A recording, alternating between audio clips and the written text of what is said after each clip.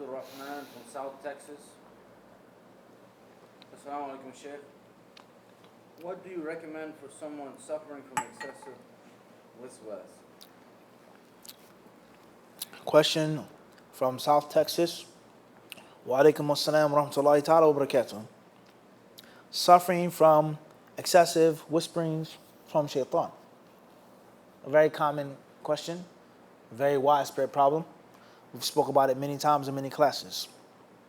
I would tell you is first and foremost to turn away from what you hear or what you think is true. Just turn away from it, ignore it. And obviously you're going to say it's hard to just ignore it. I can't just turn away, it's not that easy. But before you get to what's easy, what's possible, what's feasible, you have to have the mindset that you have to turn away from it. You have to, it's not an option. And if you keep listening to those whisperings, those evil incitements, it's going to lead to something bigger and worse and uglier. Many people, they don't think that the waswas is a problem. They don't think that they have to turn away from it. They think it's normal, it's okay, it's acceptable. But you have to understand from day one that you must turn away from the waswasa. As Allah Azza wa Jalla clearly tells us in the Quran al-Kareem, Allah says, خُذِ الْعَفْوَ وَأْمُرْ بِالْعُرْفِ وَأَعْرِضْ عَنِ الْجَاهِلِينَ. He says, be kind to people. Tell those to do that which is honorable. Tell them to do that which is honorable. And be kind to them. And turn away from the ignorant. So if they turn away from the ignorant people, Allah says, well, turn away.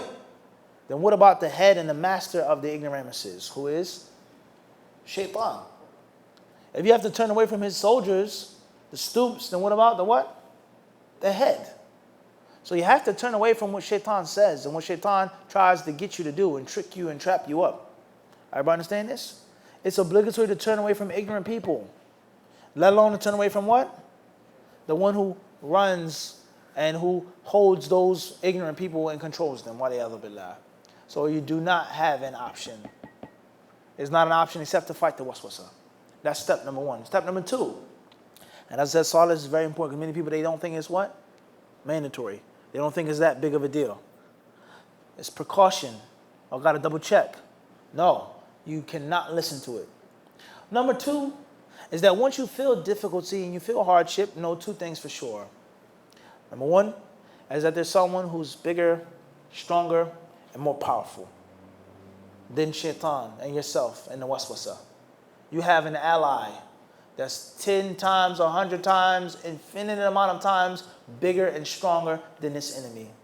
Know that for sure. Your ally is what? No comparison between this enemy and my ally. And in Bidnai Ta'ala, Allahu waliyyu alladhina amanu. Allah says He is the ally of those who believe, for those who run to Him and those who hold fast to Him, subhanahu wa ta'ala. That's the first thing that you got to know. And secondly is, first principle is that you're not alone, bi'idhnillah. Secondly is that all things are difficult in the beginning. But you keep doing them, you continue to do them, and it becomes a habit. It becomes instinctive, let alone the divine help. وَالَّذِينَ جَاهَدُوا فِينَا لَنَهْدِيَنَّهُمْ سُبُلَنَا وَإِنَّ اللَّهَ لَمَعَ الْمُحْسِنِينَ. Allah says those who fight, those who are warriors for our cause, for our sake, who struggle, we will indeed guide them to our path, our way. And Allah is with the people of Ihsan, the people who perfect their worship, the people who run to Allah. Allah is with them.